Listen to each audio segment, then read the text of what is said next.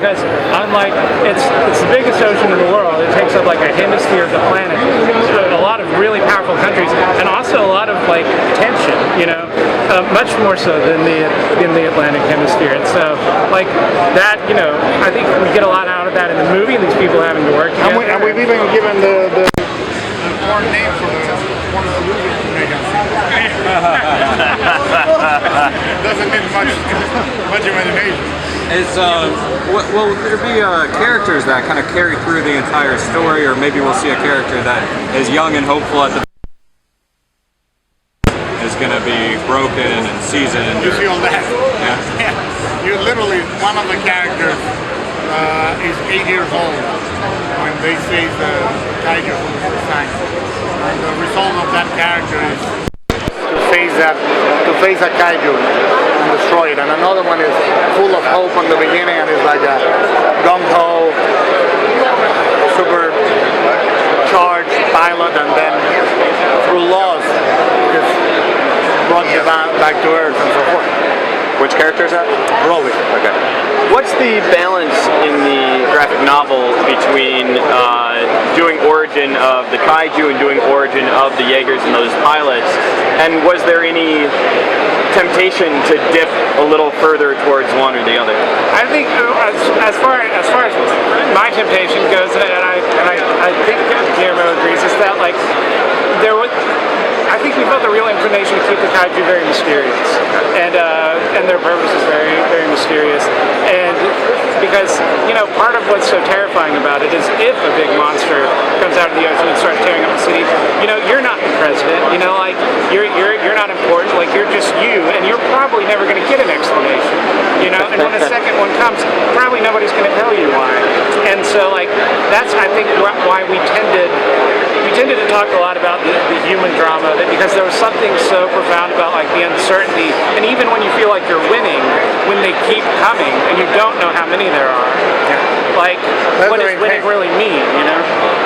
Essentially, the other thing is that the kaiju are created as perfect traps because they are not carbon-based organisms; they are silicon-based organisms. So it takes a while to figure out something that is not carbon-based.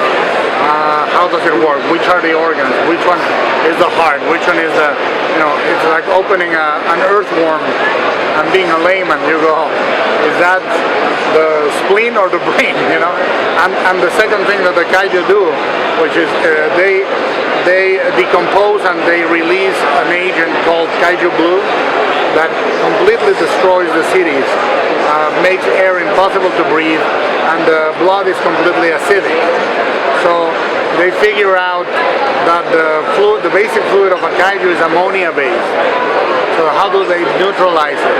But it takes a while because first of all it melts the pavement, melts the structures around it, makes a noxious gas that it takes a while, and by the time they get to the kaiju, the first few attacks, they cannot even get samples or corpses or pieces to analyze.